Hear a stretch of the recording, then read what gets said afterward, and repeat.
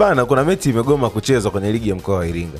Kwa mujibu wa utaratibu na kanuni, hauruhusiwi kucheza bila leseni. Kwa mujibu wa utaratibu na kanuni. Na bahati nzuri pia na wewe unakwenda kufanya ukaguzi kwenye timu za ligi kuu wakati michezo inapokwenda kuanza. Kuna timu juzi imegomea mchezo kwa sababu timu pinzani haikuwa na leseni.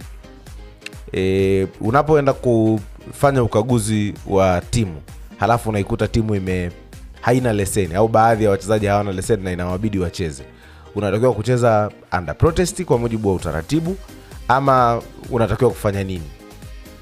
Yote vinawezekana, lakini unajua kuna kitu ambacho tena afadhali umeniuliza hili swali. Naweza nikalijibu vizuri au nikalijibu vibaya. Vizuri, mimi nakujua bahati nzuri. Lakini tuzungumze, kuna kitu kinaitwa pre-match meeting. Pre-match meeting. Kikao cha maandalizi. Kikao cha maandalizi ya mchezo. Na kikao hiki kinajumuisha wataalamu. Japokuwa FIFA sasa hivi wanataka kuja na scenario sasa Matchcom pamoja na force official. Wao ndo watatakiwa kuhudhuria kwenye kikao cha pre-match meeting. Ndio ndo watakuwa wasimamizi ili kuwafanya waamuzi wa mchezo kupata muda mkubwa wa kupumzika. Okay. Sika naeleweka?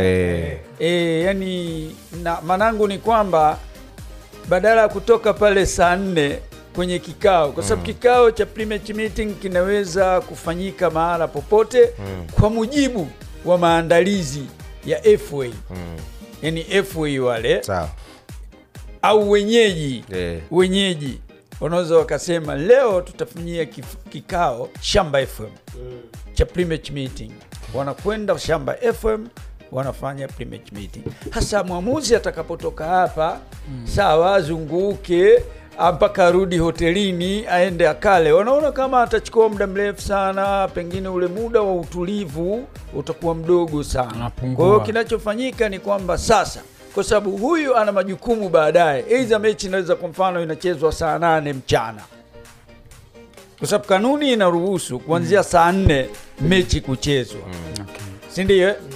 Sasa wanaona huyu mtu anaweza akawa na muda mdogo sana wa kupumzika. Kwa hiyo sasa Matchcom pamoja na force official ambao majukumu yao ni madogo sana uwanjani, hawa ndo wahudhurie kikao cha FIFA wametoa walaka mwingine. Sawa, kikao cha pre-match meeting kinaweza kufanyika siku moja kabla ya mchezo. Siku moja kabla ya mchezo kinaweza kufanyika usiku, sehemu yoyote vile vile. Tunaweza tukakutana hotelini. Kwa mfano amegusia swala la Premier League ya NBC Premier League. Sasa hivi sisi tunafanyia vikao kwenye ofisi za NBC. Ukienda Dodoma pale utapelekwa pale NBC makao makuu. Kama wanafanyika press conference pia. Mnafanyia pale kikao chenu cha pre-match meeting. So, sasa tuje kwenye swali la Bwana Ima. Hapa ndo panaleta shida hapa.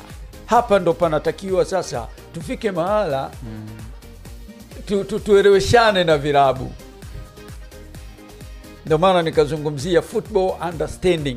Football understanding ina wigo mpana sana. Japokuwa kuitamka ni rahisi sana, mtu akaja akakwambia football understanding, mwelewa wa mpira. Lakini pana wigo mpana sana hapa. Ndio tunapokuja yani kuwaambia watu kati ya kujua sheria na tafsiri ya sheria vitu viwili tofauti.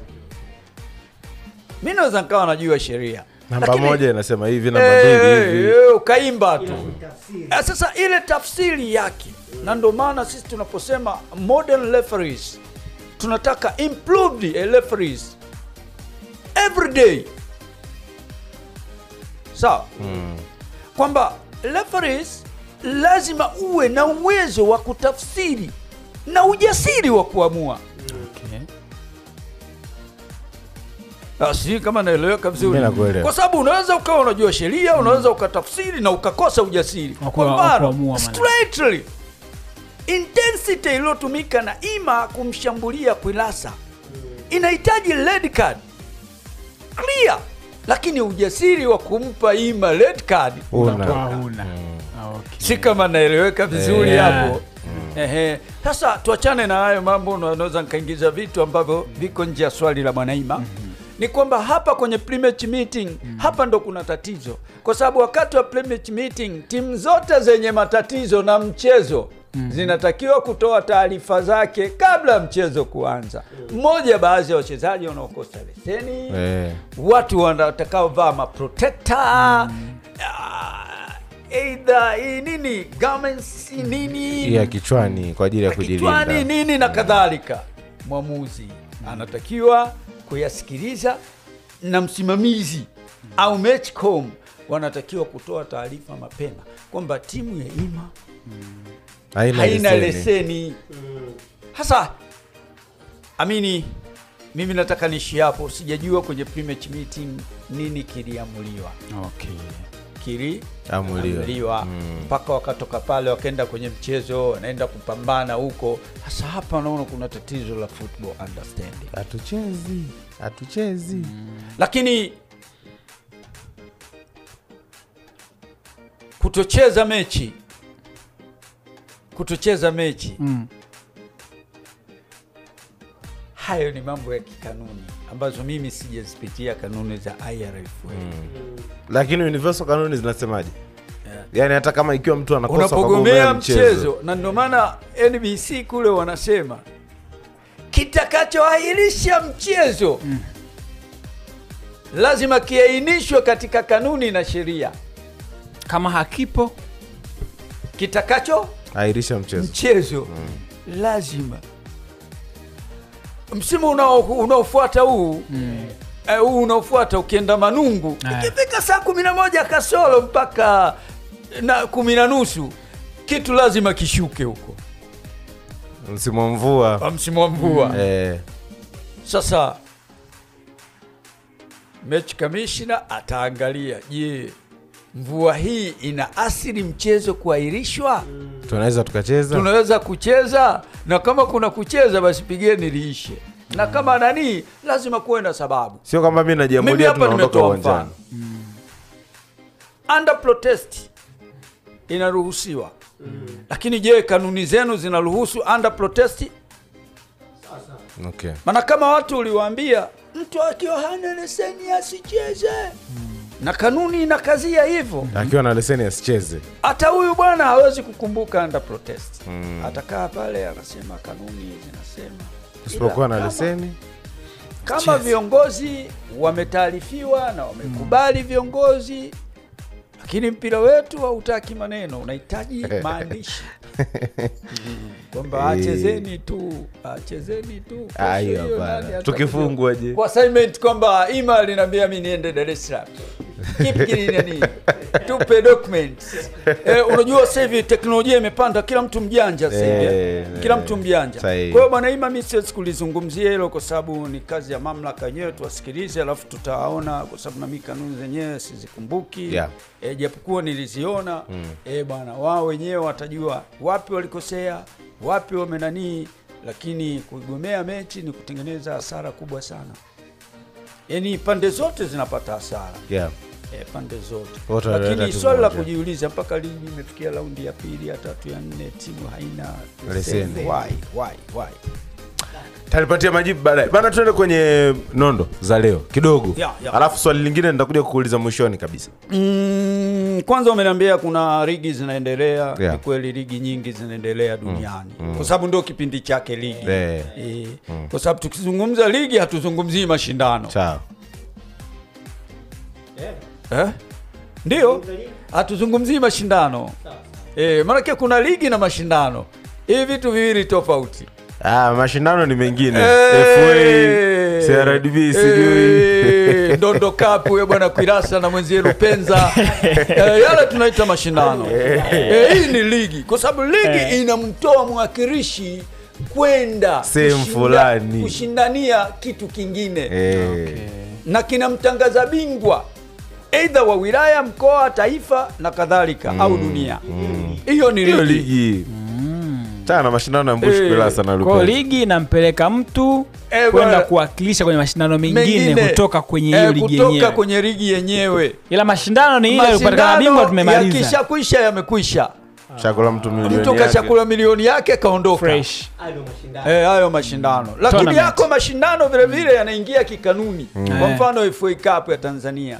Bingwa wake anaingia kwenye kombe la washindi barani Afrika. Ambapo sasa hivi ndo wanahitaji shirikisho. Mimi bado na miaka zamani mnisamehe. Usifanye hivyo bwana wewe. Atishiku karudi miaka 90. Hiyo nimegoma hiyo. Umeona sasa kwa nini tunazungumza mpira? Tunazungumza mpira kwa sababu ndo kipenzi cha watu wengi kabisa. Ukiondoa music sawa, mpira unachukua hisia za watu wengi sana. Na wenzetu wanakwenda mbali, mpira unaumiza sana. Yaani kiasi kwamba mtu anafika mahala anaweza akaamua jambo lolote hata kama la hatari kwa ajili ya mpira. Na mpira huo ndio unaotufanya tukutane mimi na Ima na nani na watu mbalimbali. Ndio tumekaa tunazungumza. Kwa hiyo mpira umetengenezwa katika scenario zifuatazo. Kwanza umetengenezewa sheria. Sawa. Ambazo zinatakiwa zifuatwe. Si ndio? Watu wanajua kwamba sheria anatakiwa azijue muamuzi tu, hapana. Sheria ni ziko za watu wote. Iwe mwandishi wa habari, iwe shabiki wa kawaida, kiongozi, iwe mchezaji. Kwa makundi yote tunapaswa kuzijua sheria.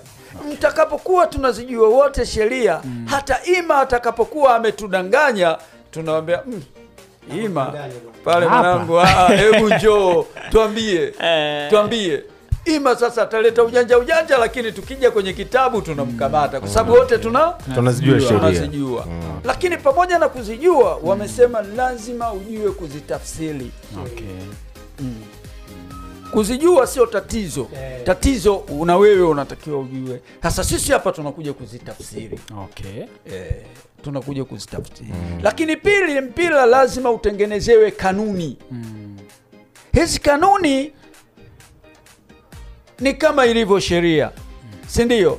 Kwamba makosa ya kisheria yataadhibiwa kikanuni. Kwamba ni lazima, sheria inasema hivi, hizi ni kadi 3 za njano. Kanuni sasa inakuja kutafsiri baada ya Ima. Huo ni mfano lakini maana kile lazima nitoe mfano. Si akaonekana saa Ima. Kanuni inasema mtu akipewa yellow kadi 3 atafanyiwa nini? Hizo ni kanuni. Mtu akipata red card straight, kanuni inasemaje? Kule sheria inasema mchezaji atakaofanya force high intensity, huyu ataadhibiwa kwa red card. Kwa sababu yale makosa kama unavyojua Ima yako matatu. Kuna careless, reckless na using excessive force. Sasa tusaidie kwanza hapo kabla hujaje kwenye kutafsiri. Ngoja niendelee. Mimi natoa mifano hapa. Kula sheria. Bwana. Kwa hiyo katika haya mambo ndio yanakuja kutengeneza, yanatengeneza kanuni. Hakuna mashindano wala ligi itakayokosa kanuni. Na ndio maana wanakuambia kabla kuingia katika mchezo aina yoyote, soma kanuni zao kwanza. Soma, uelewe. Sio kutaka kanuni nasema kufunga goli moja hujashinda. Naona kama unataka kuongea kitu. Maana yake kwamba unakusema natamani pia ili tafsiri kila mtu aelewe hapa kwamba kanuni inatafsiri sheria. Yaani sheria inasema hivi, alafu kanuni inakuja kutueleza sasa kwamba kutokana na sheria inasema hivi, kanuni inatoa majibu ya sheria. Exactly. Sheria inabaki katika tafsiri yake ile. Kwamba mimi nimemtoa Ima nje kwa red card, finish. Ukiniuliza nakwambia kwa sababu amefanya tripping an opponent. Tripping yake imemfanya mimi ni mkusho wa red card. Sasa FA huko wanaangalia red card. Unajua kuna wakati utakuta timu ikipewa kadi nyingi kwa mchezo mmoja inaadhibiwa ile sasa ni kanuni. Referee hapo kashaondoka. Hayupo kabisa Kwa hiyo lazima. Lakini kuna kitu kinaitwa amri. Hivi kumbe amri kwenye mpira pia ipo. Amri. Hizi amri ziko 10, 10 commands. Si ndio ambia mkakata. Tulia. Huko ziko 10. Na vitu hivyo hivyo. 10 commands. Kama kwenye mpira nako kuna amri. Sasa hizi all participants wa football wote wanatakiwa kuwa nazo hizi. Okay. Ndo pale tunaposema fair play, be positive. Hiyo ni amri. Yeah. Fair play, Be positive. Okay. Mnanielewa? Tulia. Ndio maana wao wenyewe wanakwambia kwamba hizi toka zilipotengenezwa mpaka leo hazijawahi kubadilishwa wala kufutwa. Kwa sababu ni amri. Wala kuongezwa nyama. Ziko vile vile. Amri 10 Nomoda akakwambia waheshimu wote wanaofanya mchezo wa mpira wa miguu. Uheshimiwe. Wakemee wote wanaozalilisha Mchezo wa mpira wa miguu. Nimefurahi wanasema na hadharani pia iongezeke. Hadharani. Hadharani. Sasa wakemee kificho alikiongeza mimi hapa bwana kuja hapa. International Football Association Board watakuja hapa Shamba FM. Watasema yule bwana katudanganya, hebu tuondoke. Kwa hiyo wataondoka na mimi watakula kichwa. Kwa hiyo hizo kwa kifupi ndo mtu anatakiwa kuzifahamu. Yote ndo maana nikasema football understanding. Uelewa Kwa mpira wa miguu. Tuna tatizo moja kama nilivyosema, tunakurupuka. Watu wengine wanakurupuka kishaona kwa mfano TV. Anakurupuka akiona hivi. Tafsiri zinakuwa nyingi. Ile goli kwa nini limekataliwa? Mbona hatuioni offside? Si ndio? Aliyokuambia wewe offside nani hata kama line kanyoosha? Kwa hiyo huwezi kujua kwa sababu ukienda law the game number 10 wanakwambia mpira huo uliofunga goli litakubaliwa endapo toka ulipoanza mpira eneo lile mpaka upatikanaji wa goli hakukuwa na makosa yoyote yaliyoainishwa kisheria. Hivi Umeelewa lakini? Nimeelewa. Umeelewa? Nataka niulize swali hapo sasa. Sasa swali hapo utachelewa. Utachelewa vipi? Tulia hapo. Mbeleni swali. Hapo kwa mfano imechezwa dakika 2. Alafu kwenye hizo dakika 2 kwenye dakika yani kwenye sekunde za kwanza za hizo dakika 2 yalifanyika makosa huko. Alafu goli kana kufungwa kwenye dakika ya pili. Sasa ndio maana tunasema law the game number 5 and the 6. Sawa, number 5 referees. Sawa. Number 6 other officials. Other officials ni pamoja na VAR. Okay. Sawa. Sasa haya mashindano yana utofauti. Ukichukua ligi yetu sisi, ukichukua na ligi ya Uingereza, vitu viwili tofauti. Wenzetu ndio maana kutoka kwa mwamuzi msaidizi namba 6 wameiondoa. Sasa wamesema other officials, yani maafisa wengine. Ni pamoja na VAR ni maafisa. Okay. Kwa sababu nao wale ni assistant. Wanamsaidia mwamuzi. Na ndio maana katika sheria namba 5 ukija namba 6 ukirudi namba 1 si ndio? Sina wachanganya sasa wachanganya tu tutaelewa mbeleni. Anasema kutakuwa na goal technology. Si ndio? Si ndio? GR. GT si goal line technology, GLT. Goal line technology. Si ndio?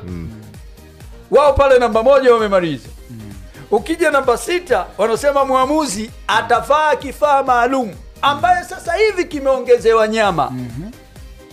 Kwamba sasa badala saa ile kuwa nayo muamuzi peke yake, sasa saa hii itakuwa kwa maafisa wengine. Okay.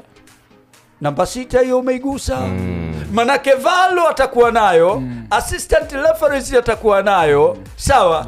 Center referee atakuwa nayo. Na first official atakuwa nayo. Na center referees pale kwenye referees atakuwa nayo.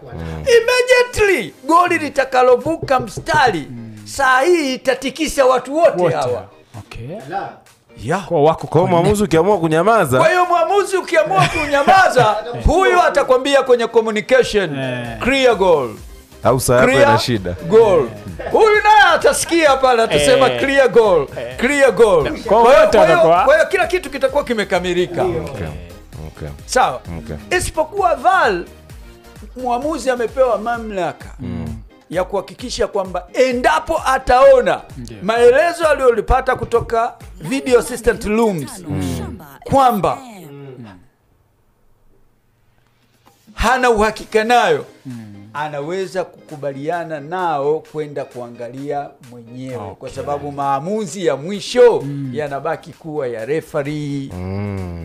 Sasa kama nimeeleweka hapo Kwa hiyo kuna wakati yeye anaweza akagoma kwenda kuiangalia video, kwa sababu kuna kipengele pale kwa namba 6. Ndio maana utakuta nilipigiwa simu sana wakati ule Ima, kwa nini referee kakataa kwenda kuangalia goli la Yanga na Mamelodi Sundowns? Nikamwambia nenda law number 5, nenda kasome mamlaka alionayo mwamuzi. Anaweza kusema nimeona clear, sihitaji usaidizi. Anaweza kasema nimeona. Sitaki kwenda kule. Na ndio maana tumesema kuwe na ujasiri vile vile wa kutoa maamuzi. Kwanza ukaminya badala mimi kumpa Ima yellow card au kulasa minkakaa.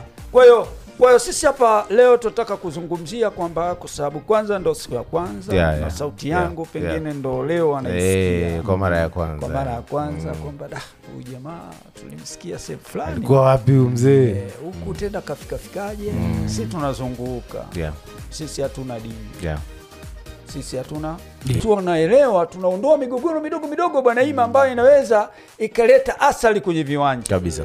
Na ndio maana mara nyingi huwa nawaambia msipowapa watu semina bwana Lupenza, mtatengeneza migogoro mingi, kwa sababu mpira unabadilika siku hadi siku. Kwa muhimu sana kuwa na semina kabla ya mashindano. Mtakuja na kitu ambacho mnakifanya ambacho kipo sasa hivi, afu watu wanajua tazama. Hii tunazungumzia mabadiliko ya sheria ya golikipa atakapokuwa amepoteza muda wa mchezo.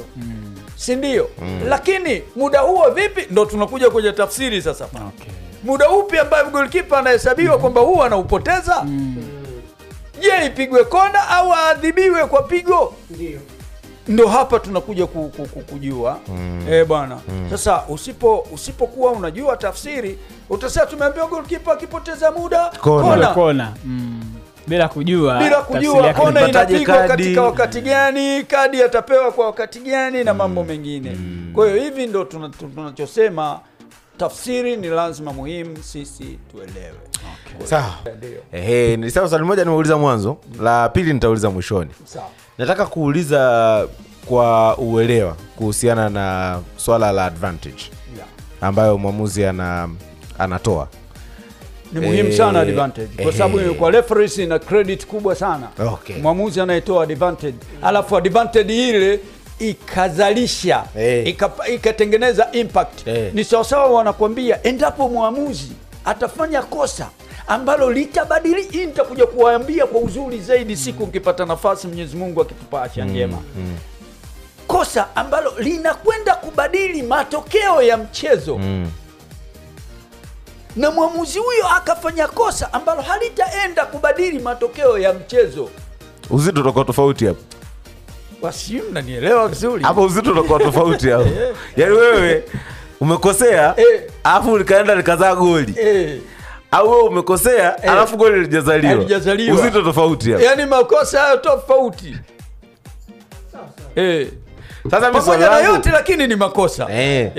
Sasa mimi swali langu la advantage ni kwamba mimi bana nimechezewa madhambi na huyu bwana Stuart Mohamed. Sawa? Amenifanyia madhambi ndani ya ile edge box. Ndio ndani ya box ile. Wanasema box mita 18 zile. Wanasema ni penalty area. Ndani ya penalty area. Kuna incidents zake mle. Zimetokea pale. Ziko 7 kama mnakumbuka, ziko 7 Huyu hata kumbuka. Holding, sijui pushing. Hata kumbuka excessive force. Hata kumbuka. Sasa mimi nimefanywa makosa ya aina yoyote yale ndani ya eneo la 18 lile, na ilipaswa kuadhibiwa kama foul kwa maana ya kunifanyia mimi madhambi. Lakini kwenye hiyo nyakati mimi nikaendelea, kama sio mimi basi mpinzani wangu aliyeko mchezaji mwenzangu, teammate mwenzangu akapata faida baada ya mimi kufanywa madhambi. mimi nikapata faida, nikamwacha mwenzangu akaenda akafunga goli. Mwamuzi anapaswa kuplay advantage ya mimi kufunga lile goli kwa mwenzangu, kwa sababu afanyao mwenzangu mimi nimekuja kufunga. Mwamuzi anatakiwa kunipa mimi advantage ya kufunga goli, au mwamuzi anapaswa kuadhibu ili kosa ili mpira urudi hapa nyuma, tufanye pigo la foul ambalo ndani ya 18 linakuwa penalty. Twende namba 5. Namba 5. Unajua usichukue mfano wacha kwanza. Mfano wacha. Ukitoa mfano maana yake tunaenda kumsema mtu. Usitoe mfano. Tukitoa mfano maana yake tunaenda kumsema mtu mmoja pamoja. Na mimi siruhusiwi kwa professional yangu kumsema bwana Kwilaza. Kwa sababu na mimi kesho nitafanya makosa ambaye ameyafanya. Sasa je, hao watu mimi watanisemaje? Sahihi. Umenielewa? Sasa sheria inasemaje? Tukienda usiadhibu. Sheria namba 5 inamkataza mwamuzi. Alafu mkinisikiliza mimi huyu bwana atajijibu. Mimi nitakuelewa. Bwana. Usiadhibu. Kwa kufanya hivyo utakuwa umemsaidia yule aliyefanya makosa. Usiadhibu. Kwa kufanya hivyo utakuwa umemsaidia yule aliyefanya makosa. Okay. Swali lake sasa. Ashanijibu. Swali lake. Sasa pale kamsaidia aliyefanya makosa. Si ndio? Si ndio? Matokeo yake amemnyima nafasi ya wazi ya kufunga mtu aliyefanyiwa makosa. Ndio maana huyo bwana nimemkataza mfano. Mfano si Luis Suarez tu, ungetoa mfano wa Luis Suarez World Cup. Alinyaka mpira watu wakafunga. Tayari yule bwana hakupewa kadi yoyote. Si ndio? Ukamnyima goli lake. Ukampa penalti. Kwa sababu penalti sio goli. Penalti ni nafasi ya goli. Ni nafasi ya goli. Sio goli. Ni sawa katika yale makosa bwana Ima ambao tulikuwa tunazungumza, nafikiri unakumbuka. Stop the ball, promising attack. Sawa, denying goal score opportunity. Kwamba huyu anazuia shambulizi lenye kuleta matumaini. Si ndio? Spa. Na huyu anazuia nafasi ya wazi ya goli. Dokso. Hasa wewe mwamuzi tayari umesimama pale kwenye timu, umezuia nafasi ya wazi ya goli. Yaani wewe mwamuzi ndio umefanya lile kosa. Wewe ndio umefanya lile kosa sasa. Kwa hiyo tungetakuwa advantage goli tuende katikati. Umemsaidia aliyefanya makosa. Kwa hiyo sasa umefunga goli tuende katikati. Ndio maana mwanzoni niliwaambia kitu kimoja. Ujasiri. Lazima kuwe na ujasiri wa kutoa maamuzi. Yaani hapo juzi kuna jamaa alinyimwa goli. Kama ingetafsiriwa vizuri sheria. Au unasemaje? Tumemalizana na Rashid Zongo. Mmekubali tumemalizana na Rashid Zongo. After back sisi sasa. Huyu ni mkufunzi wa waamuzi na anaelekea kwa wale ambao wanatamani kumwona Rashid Zongo. Mkufunzi moja ni mkufunzi wa waamuzi na 2 ni mwamuzi wa NBC Premier League pamoja na mashindano mengine yaliyoko chini ya shirikisho la mpira wa miguu Tanzania TFF. Muda huu anaelekea pale Samora kwa ajili ya mazoezi na ratiba ya mazoezi ya kila siku. Kwa kama unataka kumuona, unataka ufafanuzi wa kisheria, anapatikana pale Samora, lakini pia hapa tutakuwa tunakuwa naye kadri ambavyo muda wake utakuwa unatosha. Tutakuwa tunakuwa naye kupitia viwanja 360 hapa. Kwa sababu ya ratiba zake itakuwa ngumu kumpata pia kupitia Shamba la Bibi.